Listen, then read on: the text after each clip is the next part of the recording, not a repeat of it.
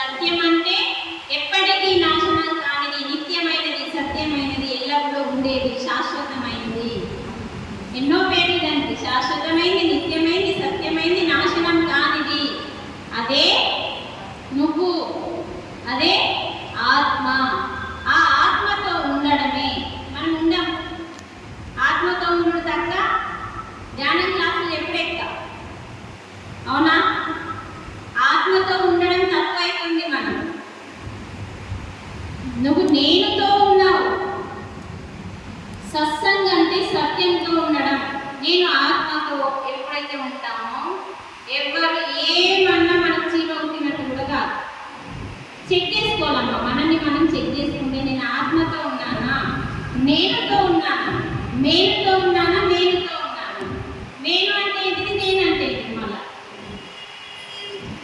నేను నేను అంటే చెక్ చేసుకోవాలి. నా తప్పు లేకుండా ఎవరన్నా ఏమన్నా అంటే నీకు బాధ కలుగుతుందా? కలుగుతుంది అంటే నువ్వు మేలువి. అక్కడ మనం చెక్ చేసుకోవాలి. అంటే మనం ఇంకెంత ఎదగాలి అన్నది ఆ సత్సంగం చెప్తుందన్నమాట. అర్థమవుతుందా? అందుకే గురుగారు ఈ ఐదింటి గురించి మీరు మొన్న ధ్యానంలోకి వచ్చింది. మనం ఇప్పటి వాళ్ళందరూ ఆయనతోని 11-13 సంవత్సరాల నుంచి ప్రయాణం చేస్తేనే మొత్తం అంత దొరికింది ఆలోచించంట. ఆయన ఒరిజినల్ చూడండి. ఆయన మామూలుగా చెప్పినట్టే కనబడతాడు, కానీ మనం చేసుకునే అర్థాన్ని బట్టి ఆయన జ్ఞానం అర్థమవుతుంది. అందుకని 5 సకారాలు ఖచ్చితంగా ప్రతిరోజు మన దిమాగ్లో ఉండాలని మన సబ్జెక్ట్ ఇచ్చిపోయినాడు. యూట్యూబ్లో ఉంది కదా, చూసుకోవాలి కదా. మరి మొన్న అక్కడ క్లాస్ జరిగింది. అసలు ఏం క్లాస్ జరిగింది? ఏ రోజన్నా ఎవరైనా అప్పటి నుంచి ఇప్పటి వరకు మళ్ళీ మననం చేసిండ్రా? చేసిండ్రా? చేస్తే ఈరోజు ఆన్సర్ వస్తుండేనా? చేస్తే ఈరోజు 5 సకారాల గురించి నేనే చెప్పేవాళ్ళు. మళ్ళీ నేను రిపీట్ చేయాల్సిన పని లేదు. అలా మేము మననం చేస్తాము కాబట్టి ఎప్పటికప్పుడు కొత్త క్లాస్ వస్తుంది మన దగ్గర నుంచి. శ్రవణం ఉంటే సరిపోదు. ఇప్పుడు మీరు అందరూ ఏం చేస్తున్నారు? శ్రవణం. మళ్ళీ ఏం చేయాలా? ఈ విన్నదాన్ని ఏం చేయాలా? ఇంటికి పోయి మననం చేయాలి. ఈ పిల్లలందరూ పడి పోతారా? ఫస్ట్ మీ పిల్లలు స్కూల్కి వెళ్ళిన తర్వాత ఎవరైనా టీచర్ ఉన్నారు ఇక్కడ? టీచర్. ఆ టీచర్ ఏం చేస్తారు? ఫస్ట్ బోర్డు మీద చెప్పినప్పుడు పిల్లలు ఏం చేస్తారు చెప్పండి. నోట్బుక్లో రాస్తారు. టీచర్ చెప్పేటప్పుడు పిల్లలు ఏం చేయాలి? ఫస్ట్ నోట్బుక్ రాయాలా? Very good. వినాలి. అది వినకపోతే నోట్బుక్లో రాసుకున్నట్టు దిమాగ్ పెట్టదా? ఇప్పుడు మీరు చేసేది అదే కదా. చెప్పేటప్పుడు పిల్లలు ఎలా వింటారో విన్నారు. పిల్లలు విన్న తర్వాత సార్ ఏం చెప్తాడు? రాసుకోండి నోట్బుక్లో, చెప్పేటప్పుడు మాత్రం రాయొద్దు అని చెప్తాడు టీచర్. వినండి, ఏకాగ్రతతో, శ్రద్ధతో,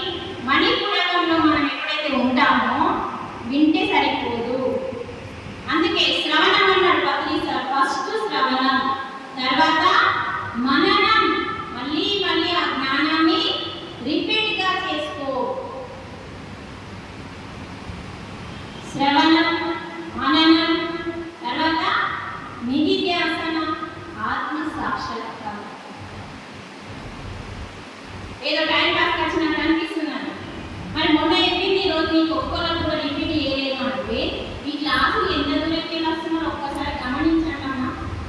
మనం ఎదగాలి కదా, అల్లాడిపోతున్నాం, మనం ప్రాపంచికంలో పడిపోయి అల్లాడిపోతున్నాం కష్టాలతో, బాధలతో, రోగాలతో, అవునా, సమస్యలతో అల్లాడిపోతున్నాం. మనము అల్లాడిపోవద్దు.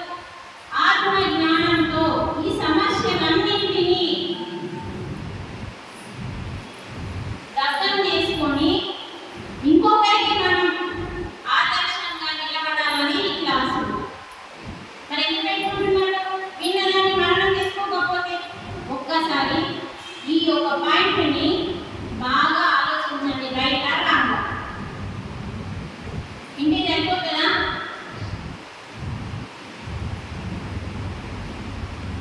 ఎవరైతే సత్యంతో పోరాటం చేస్తారో బాగా ముందుకుంటారు. సత్యంతో పోరాటం చేసే వాళ్ళకి ముళ్ళ కమ్మలే ఉంటాయి, కడుపులు ఉంటాయి. అందుకనే ఎప్పుడు ఏ క్లాస్ విన్నా ఆ క్లాసులో నీకు ఒక్క పాయింట్ అన్నా నచ్చుతుందా లేదా? ఖచ్చితంగా ఒక పాయింట్ అన్నా నచ్చుతుంది. మొత్తం నచ్చకపోయినా దాన్నన్నా మనం మళ్ళీ మళ్ళీ విని దాంట్లో ఉన్న జ్ఞానాన్ని ఇంకొంచెం తీసుకోవాలి. మరి మహిళా దినోత్సవం అనేది ఒకరోజు జరుపుకునేది కాదండి. అసలు మహిళలకి దినోత్సవం అనేది ప్రతిరోజు ఉంటేనే ఆ కుటుంబం బాగుపడుతుంది. మహిళా దినోత్సవం అంటే మహిళా సాధికారత అంటే ఏంటి? ఇవన్నీ మహిళా దినోత్సవం అనేది ఎందుకు వచ్చింది అంటే జర్మనీ దేశంలో 1800 సంవత్సరాల క్రితం, అంటే ఆ ఇయర్లో 1800 సంవత్సరాల ఆ ఇయర్లో ఒక 2-3 సంవత్సరాల అది జర్మనీ దేశంలో అసలు మనకి ఈ కలియుగంలోనే ఇలా ఉంది. కానీ అంతకుముందు ఏ యుగాన్నన్నా స్త్రీకి చాలా ప్రాముఖ్యత ఉండేది. అందుకని యోగినీలు చాలా మంది ఉన్నారు కాబట్టి వాళ్ళని ప్రతిసారి బయటకు తీసేయండి. వాళ్ళ జ్ఞానాన్ని మీరు ధ్యాన జగత్తుకు వేసుకున్న వాళ్ళకి తెలుస్తుంది. ఒక సంవత్సరం మొత్తం యోగినీల ఫోటోస్ కొని పంపించింది సార్. అలాంటి యోగినీలను మనం ఎప్పుడూ చూడలేదు. అట్లాంటి యోగినీల జ్ఞానాన్ని బయటకు తీసింది ప్రతిసారి. ఎందుకంటే మహిళా శక్తి చాలా గొప్పదని. మరి మహిళా శక్తి కలియుగంలో, కృతాయుగంలో కానీ, త్రేతాయుగంలో కానీ, ద్వాపర యుగంలో కానీ కొంచెం బెటర్గానే ఉంది. కానీ కలియుగంలో అది మొత్తం పడిపోయింది. మనకు 18 జర్మనీ దేశంలో స్త్రీలని బాగా ఇబ్బంది పెట్టేవారు, చీకటి గదిలో పని చేయించేవారు. ఆ టైంలో అది ఇంకా పెద్ద స్టోరీ ఉంటుందండి. మనకున్న టైం కాస్త ధ్యానం ఎక్కువ ఉంది. అది మొత్తం వాళ్ళకి ఆ యొక్క బాధల్ని, నరకాన్ని భరించలేక వాళ్ళకు భోజనం కూడా వాళ్ళే పెట్టేవారు. ఆ భోజనం ఎలా ఉంటుందంటే కనీసం కుక్కలు కూడా తినకపోతుంది. అలాంటి భోజనం పెట్టి వాళ్ళతో పని చేయించుకునేవారు. సరిగా కడుపు భోజనం పెట్టకుండా వాళ్ళకి నరకం చూపించింది ఆ స్త్రీలందరికీ.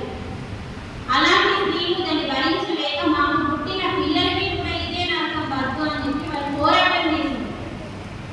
ఈ పోరాటం చేసినప్పుడు చాలా మంది చనిపోయిందండి. జర్మనీ దేశంలో చాలా మంది స్త్రీలు చనిపోయింది. మేము మొత్తం మంది చనిపోయినా సరే కానీ ఈ పోరాటం మాత్రం ఆగదు అని దృఢ సంకల్పంతో చేసింది. మహిళా శక్తి అంటే అట్లా చూడండి, కోర్టులే దిగొచ్చింది, సుప్రీంకోర్టు, హైకోర్టులే వాళ్ళ దగ్గరికి దిగొచ్చి వాళ్ళకి న్యాయం చేసింది. ఆ రోజు మహిళా దినోత్సవం అని మనకి మహిళలకంటే ఆ రోజు వాళ్ళు పోరాటం చేసి గెలిచిన రోజు ఈరోజు మార్చి 8 మహిళలు ఒక సంవత్సరం పాటు భోజనం లేకుండా కష్టాలతో, బాధలతో, వాళ్ళ నరకంతో పోరాటం చేసి వాళ్ళు సంపాదించిన రోజు ఈ రోజు కాబట్టి అందుకని దీన్ని మహిళా దినోత్సవంగా ప్రకటించింది. కానీ అది బయటకు రాలేదు. మరి ఎప్పుడు వచ్చింది? 2009 కానీ 15